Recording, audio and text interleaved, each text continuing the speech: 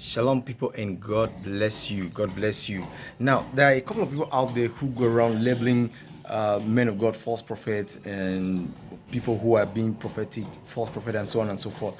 This is because they really have very little understanding of the space. Now, before you fall into that category, I want you to understand that there are three levels of the prophetic. There are three different, every prophetic word has three different levels. Accustomed to that. The first level is the revelation, where you receive from God, and the second level is where you interpret, the interpretation. Then you have the third level, which is the communication, how you communicate it.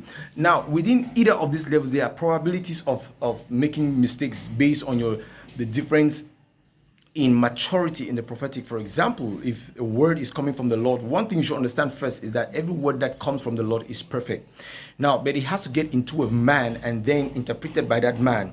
In the space of that interpretation, there is a possibility of perhaps making certain errors, and that makes it to become much more imperfect. Okay, then per se, you interpret that perfectly. Now, to pass across that information is also another thing. Now, you must understand that sometimes the things that the prophets do see, they are crazy. They are crazy, and how even when they understand it, to pass it across sometimes might really be difficult. Let's take an example, someone like Daniel in the scriptures. That is when he wanted to interpret Nebuchadnezzar's dream, where there was a statue and made of different materials at different levels of the body of that statue, and the rock falling from a mountaintop and crushing that statue. Now, if you just get that vision as per that vision, what interpretation will you give to it? It's going to be crazy, right?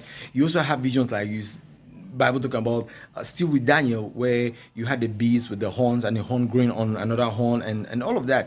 You see that even if he gets perhaps an understanding to transmit that, to communicate that, might be a little bit difficult. Now, sometimes it goes way crazy, like way crazy, and that is it. So just because somebody says something and it doesn't happen exactly, that's not the basis on which you judge whether it's a false prophet or a true prophet. Yeah, I do know that there are false prophets out there, and there are people who sometimes they're just immature and getting into actually being prophetic. We must also appreciate that, because prophets, they are of different levels of maturity. There are different levels of callings and different levels of maturity. That is it. Today I'm just going out to get a couple of the things that we're going to be visiting the orphanage with, and it's definitely an exciting day.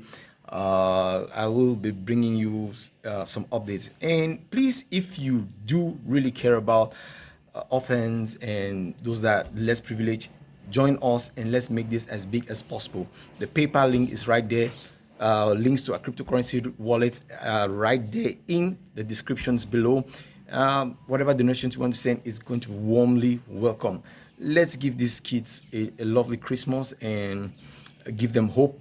It is our own way of going out there and telling these children about Jesus. We can't just tell them about Jesus by our words, but we tell them about Jesus with what we are actually doing, that is giving unto them and showing and expressing Jesus' love. God bless you. Make sure you don't go out there calling people false prophets when you do not really understand what it means to be a prophet. God bless you.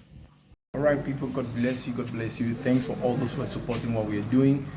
Today we're just out there to get some of the things that we wanted to get for the orphanage visit. We're in the supermarket right now, CSM supermarket, and we're getting some of the stuff. Like I said, the bags of rice and spaghetti and other basic stuff like detergents, beverages, and so on and so forth. So we just want to get some of these things so that we can also have these people share the moment of Christmas. You know, Christmas is a time and a season of love, and it's very important that we share with these people. Trust me, there are a lot of people out there who during those periods they don't have anything to eat. So we want to share with these orphans. Out here with my team and my family. That's my little girl, and my wife is on camera.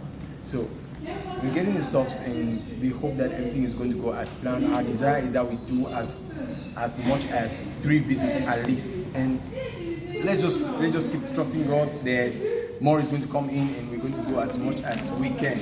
God bless you, and I'll keep bringing you those updates.